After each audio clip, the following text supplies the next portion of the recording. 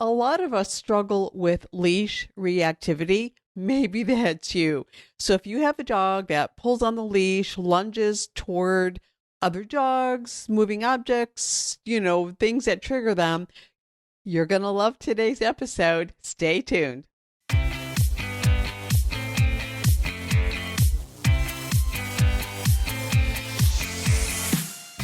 Hi, I'm Kathy Kowalik, and I believe that our dogs connect us to the heart and soul of what really matters in life. So hang out, and we'll take a deep dive into the human-dog connection and explore strategies that will inspire you to create legendary, enlightened partnership with your dog.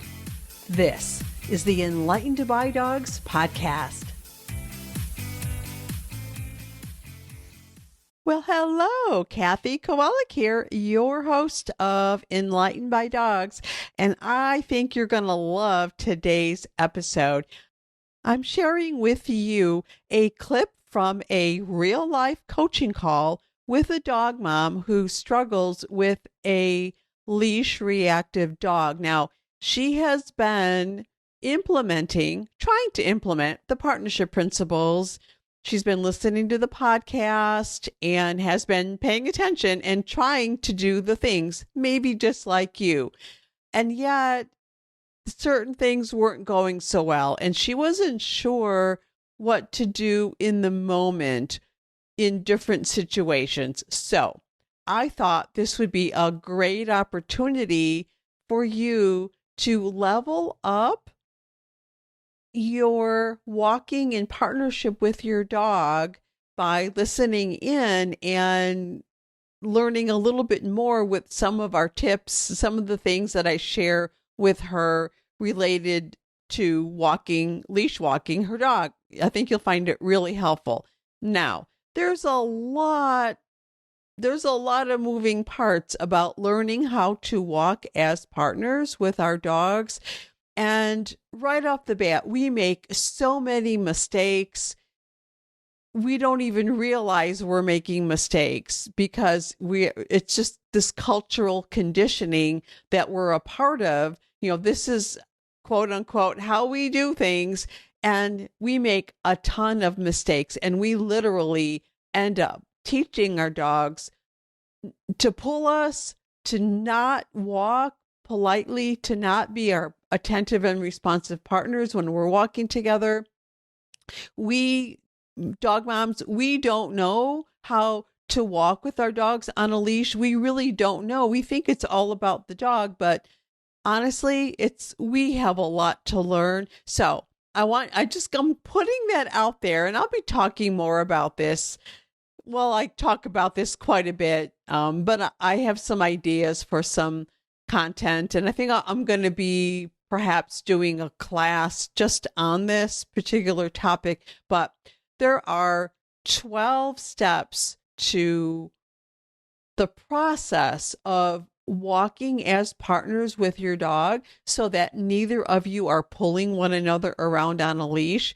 So keep that in mind, that there's a lot to it. It's really, really simple, but if we chunk it down into simple parts, it's not complicated and it's pretty easy to do if we start out that way. Now, if we have established habits, we like if you and your dog are already in the habit of pulling one another around by the leash, well, you've got some work to do.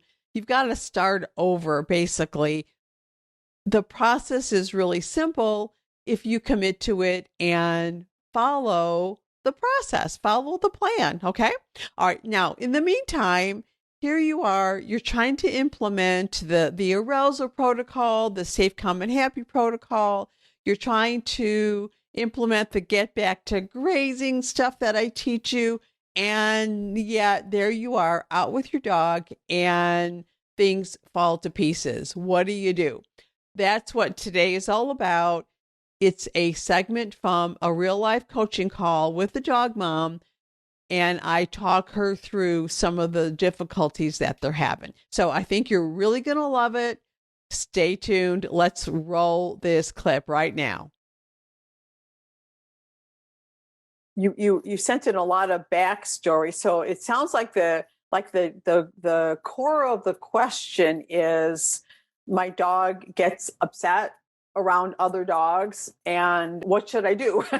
Like, should I not intervene so much? Should I intervene more? Should I intervene less? Am I sending the wrong message to my dog? If one of the situations is, if dogs are coming up to your dog, let's just say inappropriately, maybe without invitation.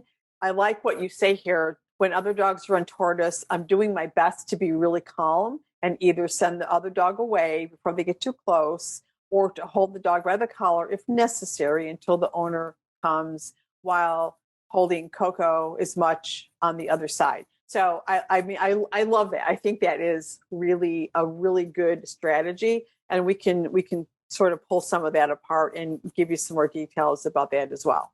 And sometimes you say you pick them up. So, and I think we have to find with the one question about picking your dog up. I think we have to just be flexible about that and balance. So, like, if you know that your dog feels better, you feel that your dog just relaxes more and is more comforted when that happens, then I think it's an okay strategy. The times when it's not, you would be able to change your mind, right? Or you'd be able to do something different. If you want to communicate to the other dog, so the idea behind it is, to our own dog, what we want to communicate is, like, this is our feeling, this is our intention. Okay, our intention is, I've got this.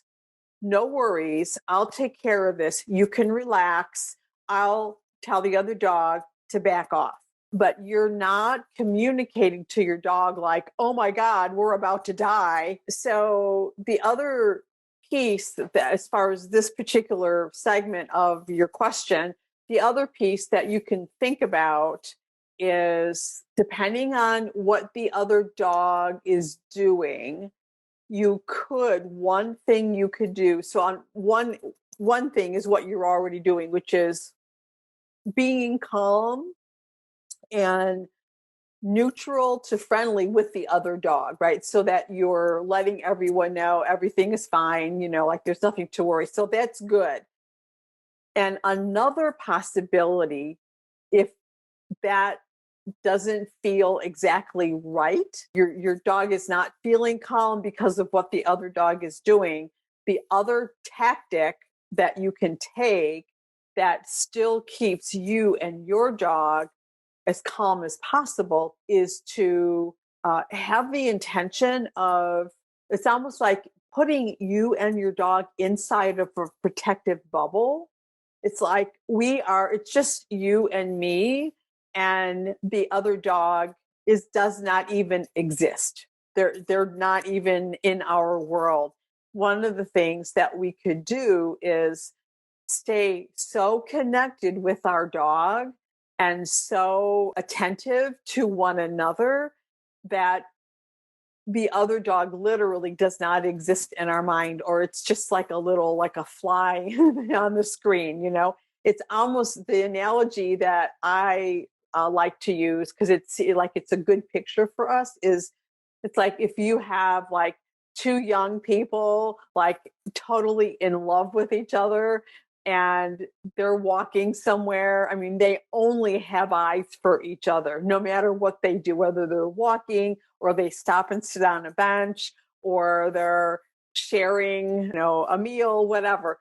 They're so into each other that the rest of the world doesn't even exist, right? But that's kind of the idea. So that bubble is almost like we are in our own little bubble world, and it doesn't matter that there's another dog, right? So we can do that whether whether we pick up a dog or whether we're just walking along.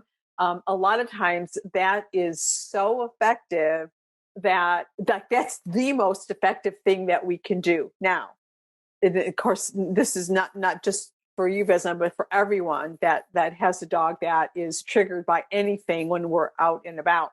The thing that makes it hard is that we oftentimes are focused on the trigger, like whether that's another dog, a car, a kid on a bicycle, a scary human, whatever, you know what I mean? Screaming little kids, well, whatever it is, right?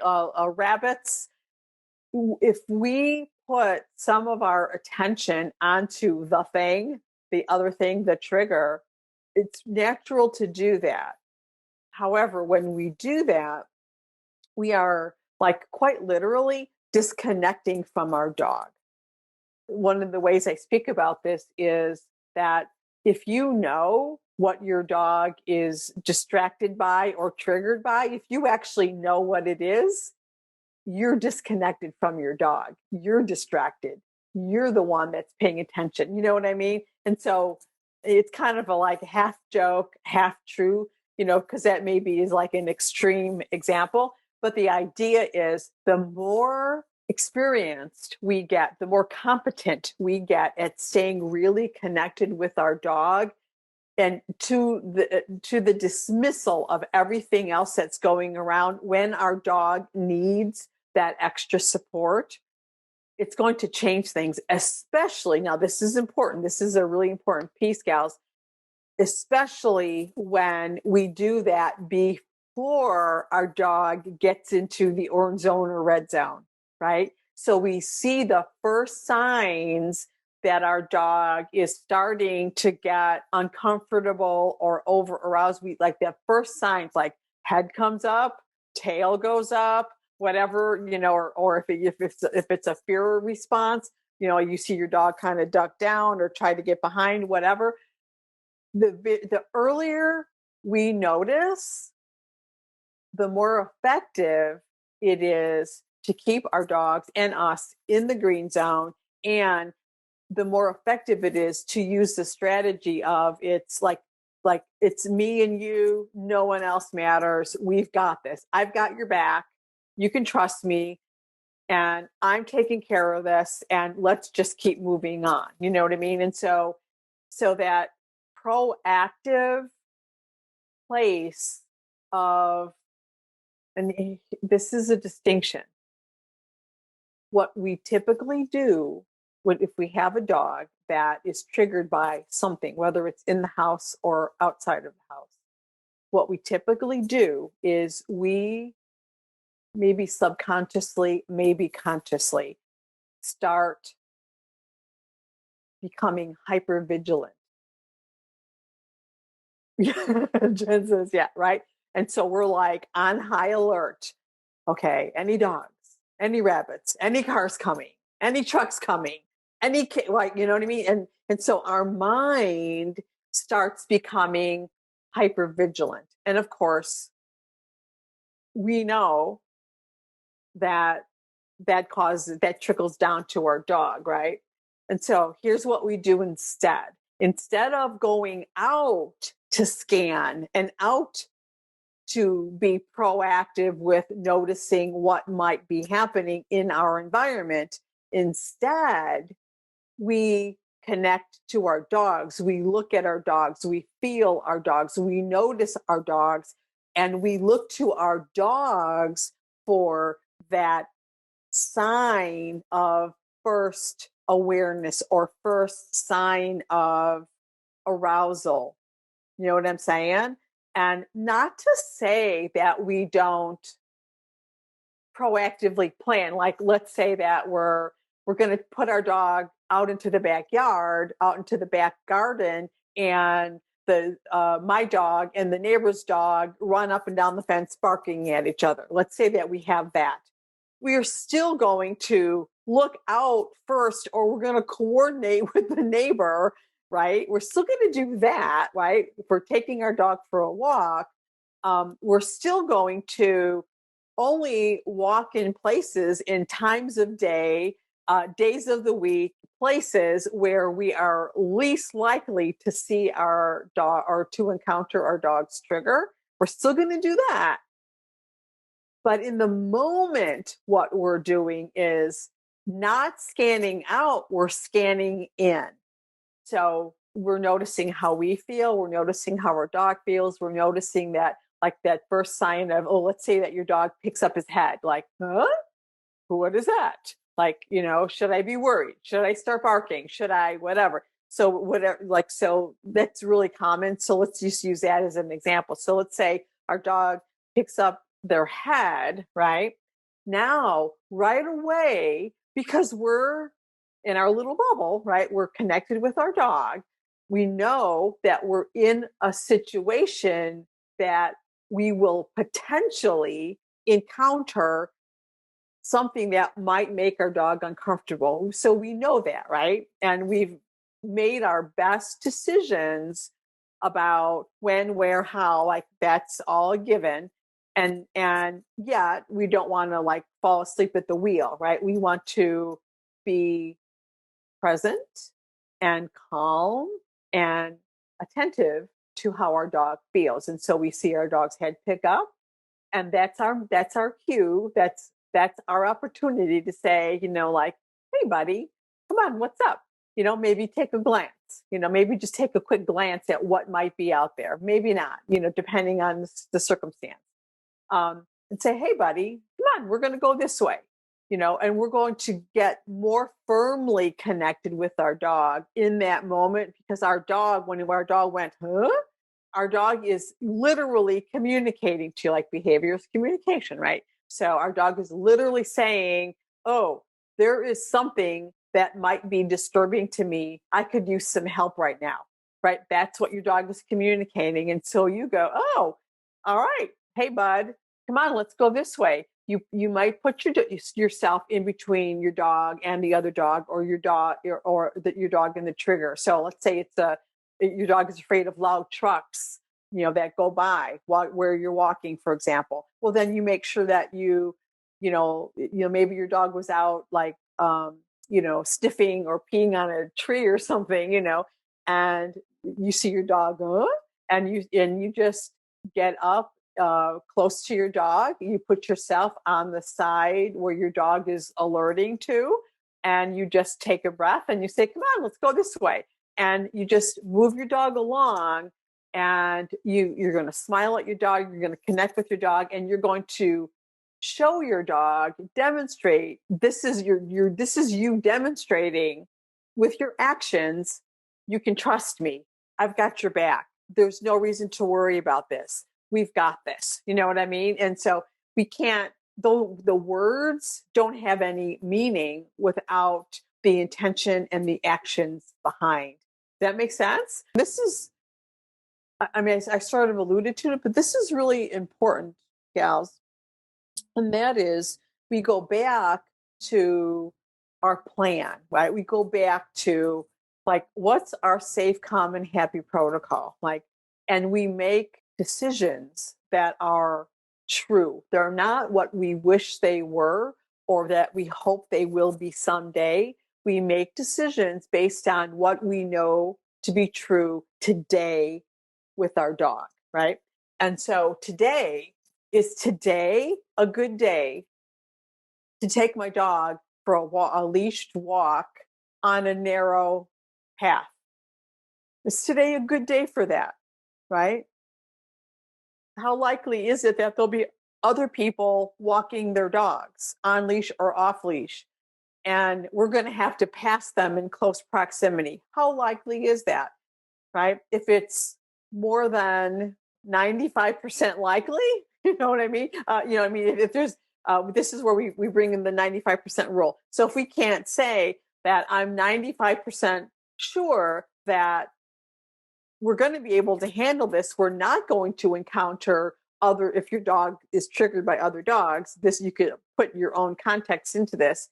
I'm 95% sure that one of two things, either that if we do encounter dogs on a narrow path, that we're going to be able to pass each other without any drama, or the second option is that not today. Today, right now, isn't going to be a good day for that. And so we want to make decisions every day, because what might be possible, what may have been possible and for success yesterday is not necessarily the same thing that's going to bring us success today, right? So let's say that, and we could use Vesna's example. So let's say that yesterday your dog had a meet and greet with another dog and it went okay, and he coped fine and nothing, he didn't get snarky, he didn't get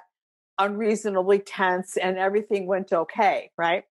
Well, the next day is not a good day for another meet and greet. It's not a good day to take your dog for a walk where there's going to be any chance of meeting another dog that you can't easily move in at a good distance away from, because the day before his bucket got full, right? Even though that experience appeared to be okay, right?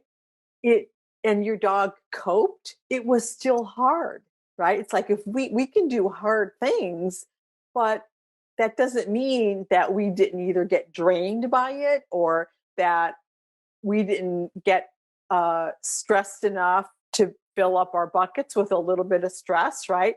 And so we want to allow for that. That's where the long-term trust building starts to really happen, and life really starts to turn around, and your dog starts to trust you more and more, that you factor in all these things, right? And so let's say that, oh, my dog, we went for a walk and um, we had to pass dogs on a narrow pathway, and it went okay. Woo-hoo! Like, hallelujah. I'm so happy about that.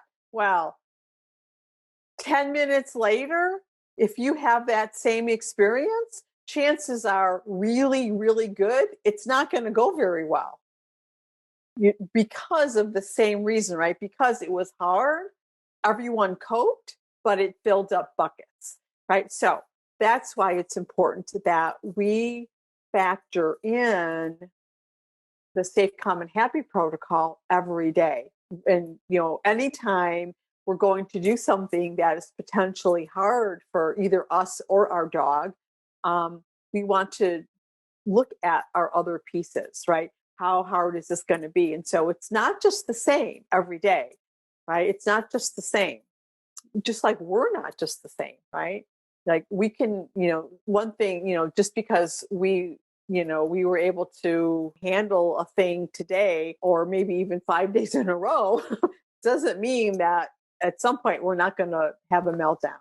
And the same thing with our dogs. And so the level of drama around a specific incident will be, especially at first, directly related to how long that lingers and how that affects like the coming hours and days, right? So if something really dramatic happens, in Vesna's case, let's say you had to pick your dog up because he was so uncomfortable. Well, chances are that if that were to happen again in the same walk or even the next day, he's more likely to feel tense sooner, quicker. In other words, his trigger will be shorter, right? His fuse will be shorter. Does that make sense, gals?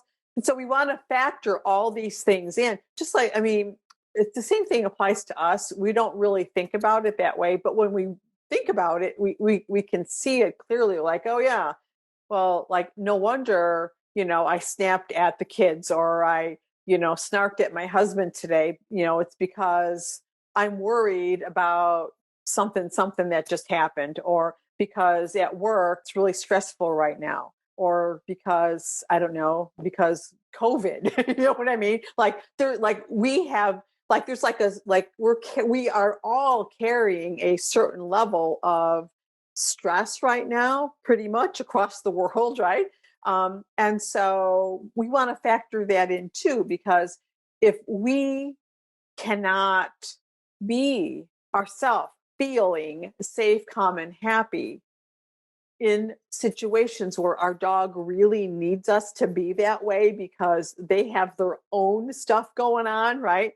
If we can't be there to support our dogs, then it's not going to go well. And so let's just change things up. Like, let's just do something that's easier. Let's just do something that is not going to stretch us to the limit or test our relationship or test our trust or like suck all the trust out of the bank. You know what I mean? Let's do our best to not do that.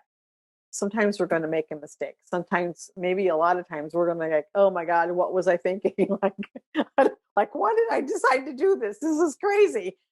Okay. That was harder than I thought. And I'm going to learn from this. Like, so like, that's my thing, right? We're either hashtag winner or we're hashtag learner, and learner equals winning, right? So it doesn't matter. It's okay. Just learn from it, right? So that apply. We can apply that concept to just about everything, right? That our dog struggles with, and that we struggle with. Safe, calm, and happy is everyone involved has to feel safe, calm, and happy. You know, everyone involved in that, you know, in that bubble, so to speak, in that experience, right? So let's say in most cases, it's going to be us and our dog, right? So we both need to feel safe, calm, and happy. We can't lie to our dog. Our dogs know when we are incongruent. They know that we're saying one thing. We're saying, it's all right, buddy. I've got your back. You can trust me. While inside, we're a hot mess and we're shaking. Like, you know, they know that. They absolutely know that. And so our words, when our words don't align with our truth, our dogs, the main thing they're going to be picking up from us is how we feel. You have to remember that, right? If you're upset about something or worried about something, and someone that knows you really well, you know, says, you know, hey Jen, how are you today? And you go, oh, I'm fine. I'm doing great, thanks. But they know you, and they're like, yeah, she's not fine. You know what I mean? Like you've all had that experience. Like, you know, when someone that you care about isn't fine, even though they say they're fine. So we know that too, and our dogs are even more attuned to those emotional vibes that we put out than we are. Not that, I mean, by nature we are equally aware, but we let our conscious logical brains kind of take over. You know what I mean? And so we can get busy in our thinking in that way, where our dogs don't. So our dogs don't have a greater capacity for tuning in like that, but they live more closely in that world. You know what I mean? So when that's the case, and it's gonna, like, sometimes you're gonna think, well, you're gonna be in a situation with your dog where, like, I need to step up to the plate and take care of my dog because this situation developed that is really hard for either both of us or my dog or whatever. And I'm actually scared, or I'm actually really worried. I'm feeling anxious and stressed, right? The best thing to do is just to not try to hide it from your dog, just to be honest, but to take action that is helping the both of you. So let's say that, like, I could easily see this, like Vesna, using your example. So let's say that you're walking your dog and your dog is starting to get tense about meeting up with another dog, right? And you have that inner feeling like, oh, what is this dog going to do? I hope this dog, you know, doesn't try to, you know, hump my dog, or doesn't try to put his arm, his hand, his paw on my dog's shoulder. I hope my dog doesn't try to snap him away, because I don't know how the other dog will respond to that. So you're feeling a little bit worried about what might happen. So in that case, we still have to step up to the plate and be the loving leader, right? That's our responsibility.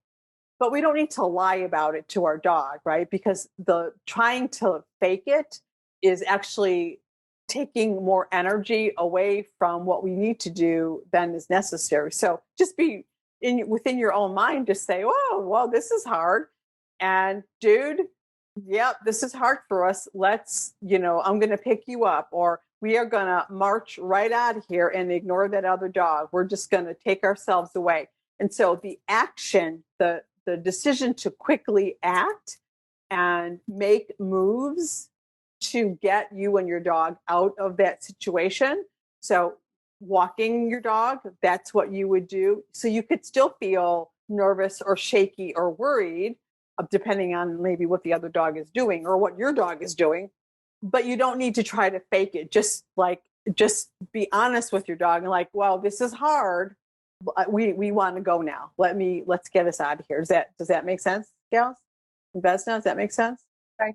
So it's not like we can't be effective with following the Safe, Calm, and Happy protocol, even if we're worried or a little bit stressed. We can, right? It's not like we're like, life isn't safe, calm, and happy all the time. You know what I'm saying? Like it's finding balance. It's like getting knocked off balance a little bit and then coming back to center, right? So getting knocked off, coming back, and having the tools to come back to center, right? So not trying to make everything perfect and not feeling like we're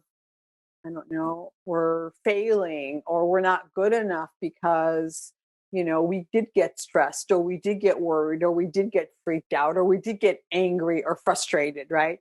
Like we're going to have all those things sometimes and it's all okay. And we just want to come back from that, right? And learn from it. Like, what did I do? What decision could I have made that would have been better for me and for my dog? So that next time it's better. So next time it's better. And we just rinse and repeat that all over and over again. All right. Well, there you have it. I hope that you took some notes, wrote down some tips, and you have some solid ideas that you can take out into the world with your dog. And as always, I would love to hear from you. Let me know what you've implemented, what tips, what are your insights, what are your takeaways, how is it going? I'd love to hear from you. And I would, if you love this episode or any of the episodes, I would so love for you to take a few minutes and leave a rating and review for the podcast. It would mean so much to me. The more ratings and reviews we have, the more dog moms, dog families around the planet are going to hear about the Enlightened by Dogs podcast. So thank you so much. Now, I will see you next week. And in the meantime, be brilliant. Bye-bye for now.